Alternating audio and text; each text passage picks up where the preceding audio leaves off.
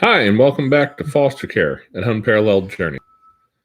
We are listening to the beeping noises of the ambulance outside and the kids making noise in the house. Hey, at least the ambulance isn't for us. Amen. Knock on wood. We are talking about a topic that we've discussed quite a bit. I've seen it online some, and that is caseworkers getting stuff done. If you have done any foster care, you've probably had some experience with that. If you're a caseworker, you know what it's all about. If you're a new foster parent, you probably don't know what it's all about yet. But the ones who've been around for a hot minute, you finally figure it all out. And I'll go ahead and just claim OG status for us because we've been messing with foster care and adoptive kids for the last 10 years, and we've learned a lot about that. And I saw a post from someone I know who's a worker with the state, and my wife actually pointed out to me, and I thought it was a real good description because it gets frustrating. You send your mileage form in and it doesn't get taken care of, or you send this or that, or you call and go, "Hey, I got a question for you. If you call me back real quick," and it's a quick question. You only want like 30 seconds of their time, but you don't get a call back for a day or two, Or you're in crisis and or you need help right now. or that. I mean, that happens too. We've experienced that in the past. But the gal, her name is Auburn. She's going to be on our podcast that's supposed to publish tonight, I think, on the Foster Care and Unparalleled Journey podcast. So if you go look for that, jasonmpalmer.com, it'll tomorrow morning. I'll make sure that there's a link up for that. Or if you just look for us on iTunes, Spotify, iHeartRadio, Google Play, we should be on all of them by now.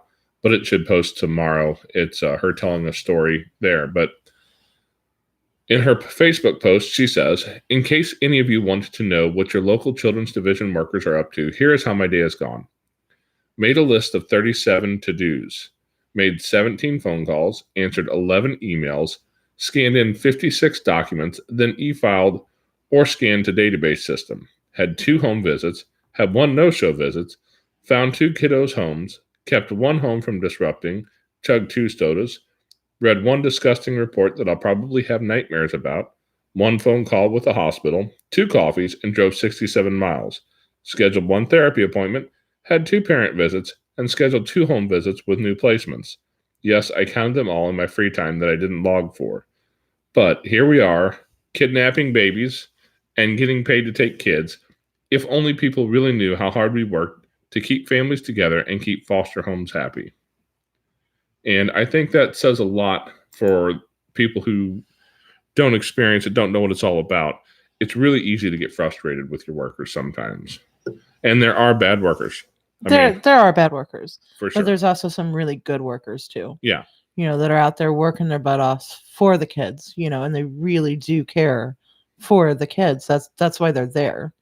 They're there to take care of kiddos. They all have their different reasons for why they're doing the job that they do, but deep down they're there to help kiddos. I agree. Definitely. And there's so many parts that we don't see. Yeah. We don't see everything that they do on a day-to-day basis. Like, where she's talking about scanning in 50-something different forms and then e-filing and logging all that. And that's the stuff that doesn't get any of the headlines. You never see that in the news article about a foster or a caseworker doing something crazy. But no, those paperwork, that's paperwork for court. That's getting your stuff straight for the kids, And that's legal stuff they're legally required to have done. I've actually seen a judge. I've been in court and seen a judge say, "Hey, if you don't have this done, I'm going to throw you in my jail for contempt of court." And he was talking to a worker. So, yeah, I do recall that now that you mention it. The judges do, they keep them on their toes, and everything has to be just right. When they walk into that courtroom for your TPR or for your court case, if they don't have the paperwork right, you're looking at a continuance. You're looking at another 3 months. Yeah. Or you're looking at your whole case being blown apart because the paperwork's not done right. You're looking at a kiddo going back home when they're not ready to because the paperwork isn't where it should be. Yep.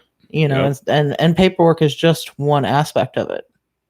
There's so many details, the visits and checking in, the FSTs, and they And do a lot. the one thing I know that has to drive them crazy, because it's always driven us crazy when it happens to us, is when you go to all the trouble to schedule a visit, you make sure you have the time off to go do it.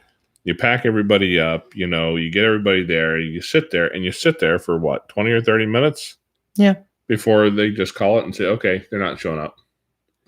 But a worker's tied up, a visitation room's tied up, a foster parent's tied up.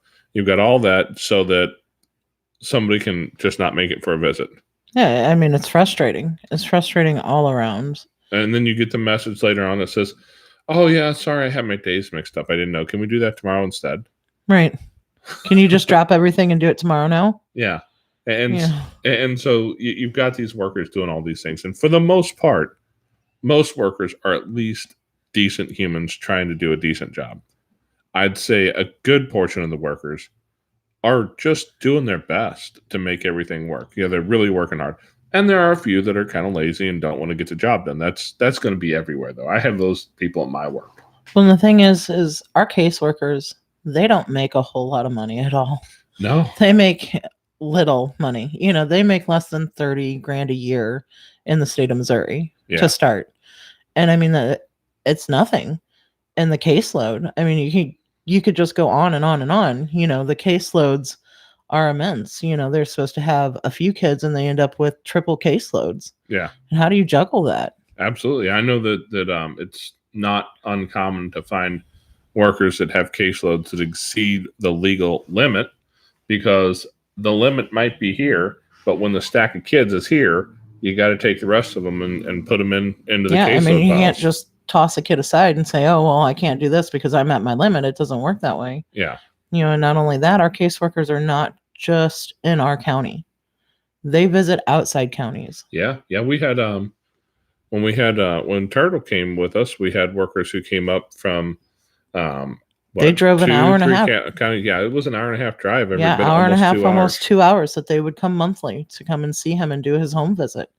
So they're traveling out of county, and they're traveling in their own vehicles, because most children's divisions, they have one state car. Yeah. So they're using their cars, their gas, their wear and tear.